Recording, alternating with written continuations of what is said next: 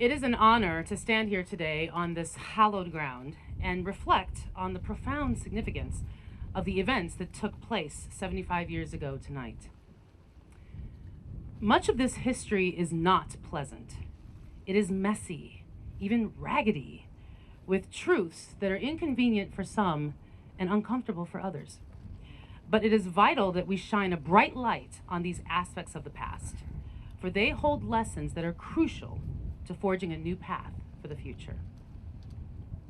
Now, as World War II raged throughout Europe, the United States Navy had identified the need for an additional ammunition shipping depot on the West Coast, even before the surprise attack at Pearl Harbor on December 7th, 1941.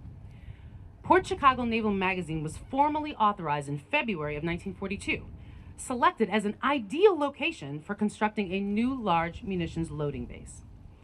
This was due to its deep water port, which is still utilized by the U.S. Army today, and also its relative isolation from the surrounding population areas, although the small town of Port Chicago was approximately 1.5 miles away from the base. With construction completed in November 1942, Port Chicago Naval Magazine quickly became a vital link in the delivery chain of ordnance to the American forces in the Pacific Theater. The original pier was soon widened so that 2 ships could be loaded simultaneously, greatly increasing the output of tonnage from the base. However, at this time, all branches of the armed forces were segregated and had been since the War of 1812. With a few notable exceptions, such as the Army's famous Buffalo Soldier cavalry and infantry units, up until the start of World War II, African American soldiers traditionally served as the laborers and menial workers of the American military machine. Even as the Army Air Corps began to experiment with training black pilots, who would become the lauded Tuskegee Airmen, the Navy was particularly insistent on maintaining segregated roles within their ranks. Black Navy enlisted men were trained in special segregated service schools and were not considered qualified or capable of performing higher level tasks. At Port Chicago, black sailors were assigned to handle munitions, working around the clock, unloading arriving missiles, ammunition, and bombs from rail cars into and out of storage magazines, and then reloading them back onto cargo ships. White commanding officers oversaw the work and directed the loading operations, but all of the sailors who directly handled the ordnance were black. It was hard work, very physically challenging, especially in the summer heat, and it was also extremely dangerous. Sailors were told that they were handling inactive munitions that lacked detonators, but in reality they were loading bombs equipped with warheads. The sailors at Port Chicago were performing the same type of work as civilian stevedores, who were highly trained and experienced, but the Navy did not see fit to provide the sailors with any formal instruction in ammunition handling or any safety training on how to properly load sensitive ordnance.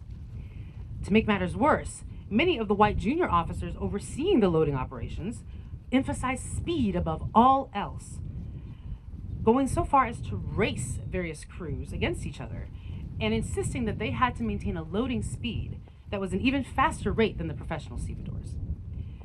The hardworking, dedicated Port Chicago sailors complied with these orders and loaded the Navy ships at an impressive pace, but many of them, as well as some outside observers, knew that this situation was a disaster just waiting to happen.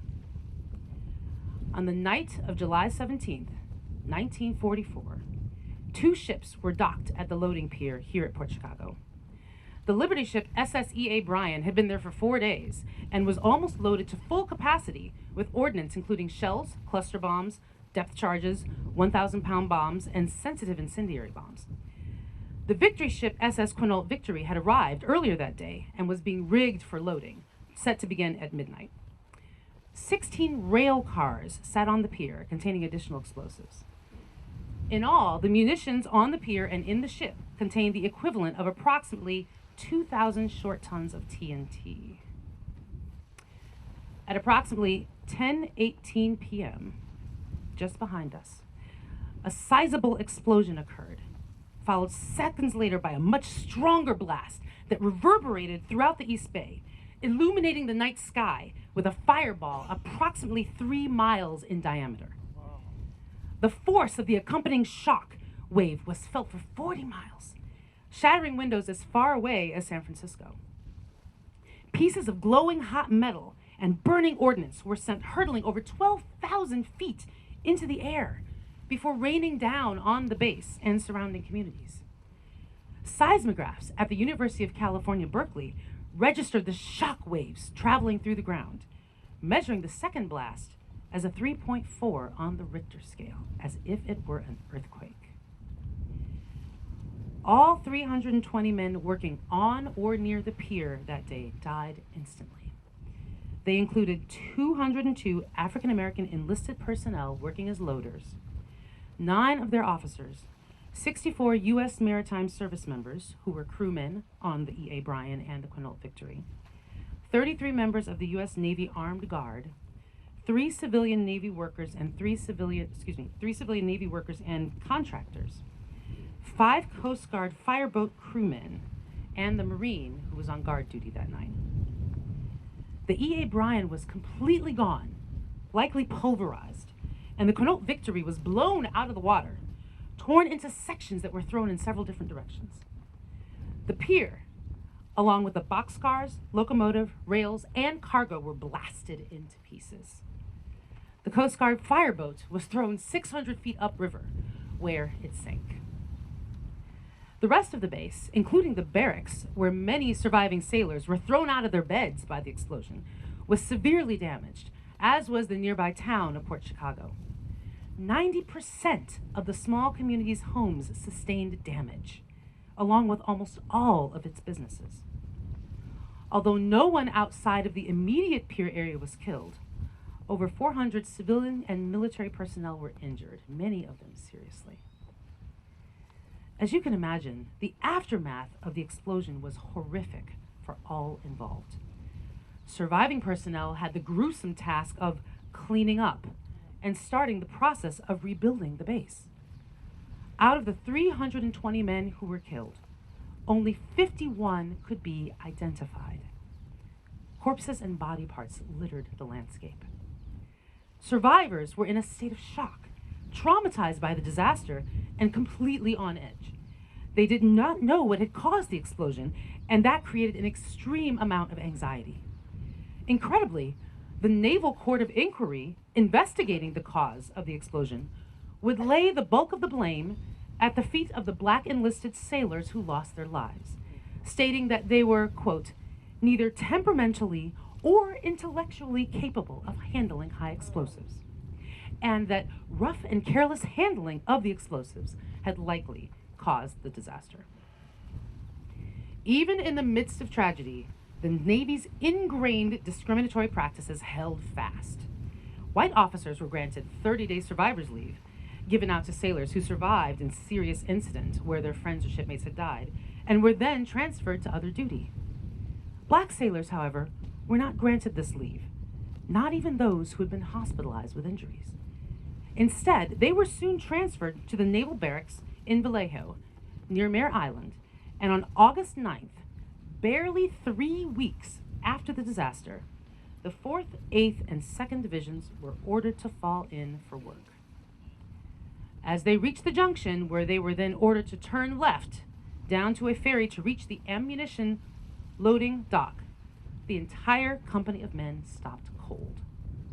They were terrified to return to doing the same dangerous work that had gotten their friends killed, loading munitions in a rushed and unsafe manner without any changes in protocol or procedures. This work stoppage forced the Navy to hurriedly contract civilian stevedores in order to continue to load the ships. Out of 328 men in the 3 divisions, 258 of them refused to handle ammunition and were imprisoned for 3 days. After then being threatened by the admiral with death by firing squad for refusing to follow an order during wartime, which the Navy considered to be mutinous conduct, 208 of them yielded, and after serving out their time, ended up receiving bad conduct discharges nonetheless. However, 50 men, including enlisted man Joe Small, who served as a spokesman for the sailors and was later accused of being a ringleader of the work stoppage, continued to refuse to load munitions. They were all court-martialed and tried in the largest mass mutiny trial in U.S. naval history. This trial made headlines across the country and was thoroughly covered by several nationally circulated black newspapers as well as the local San Francisco press. The Navy was determined to argue that the work stoppage was a conspiracy amongst the men and therefore constituted mutiny. Despite the best efforts of NAACP counsel Thurgood Marshall, who publicly drew attention to the lax safety practices at the base, all 50 men were convicted of mutiny and given prison sentences of 8 to 50 years for their actions. Now, most of them did end up only serving 1 to 2 years because those sentences were commuted towards the end of the war. After the war, these men were granted clemency, and many finished out their enlistments on naval ships.